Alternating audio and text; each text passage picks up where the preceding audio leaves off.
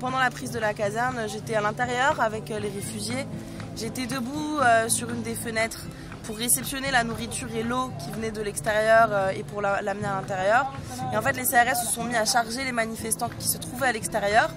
Et en chargeant les manifestants de l'extérieur, moi qui étais debout sur la fenêtre, ils m'ont donné un coup de matraque sur le genou qui m'a fait tomber du coup par terre du haut de la fenêtre. Donc voilà, je suis blessée, j'ai passé la nuit à l'hôpital.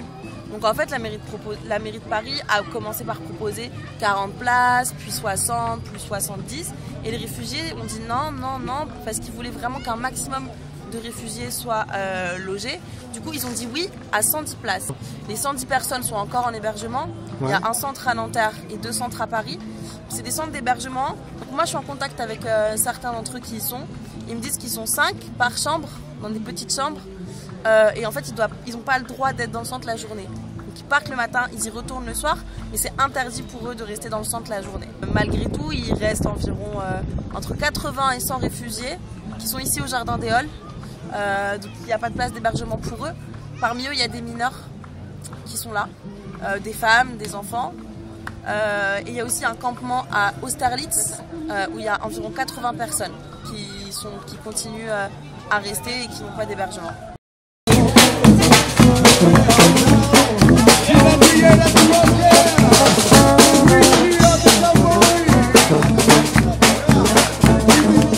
J'étais à l'hôpital, à la Rivoisière, à la Roserie et plusieurs hôpitaux, mais ils ne m'en acceptent pas.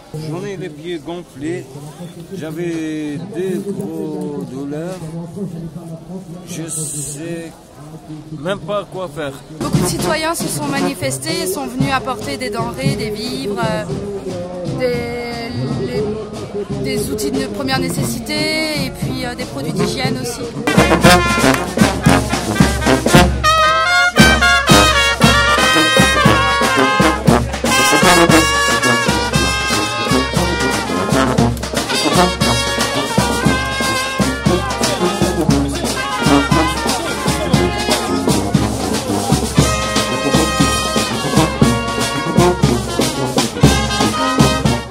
C'est surtout des citoyens du quartier qui essayent d'apporter de la bouffe, des serviettes de toilette, proposer des douches et des choses très simples. On a un peu de mal à se coordonner.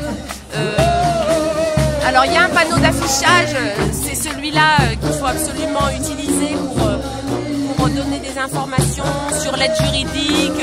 On a aussi besoin de pansements, de désinfectants et voire d'infirmiers ou d'infirmières qui pourraient peut-être donner un tout petit peu de temps en fin de journée pour faire quelques petits soins d'hygiène. Voilà. Et il y a beaucoup de gens qui sont bougés. Il faut qu'il y ait encore plein de monde qui viennent et qu'on parle, qu'on ne se laisse plus faire.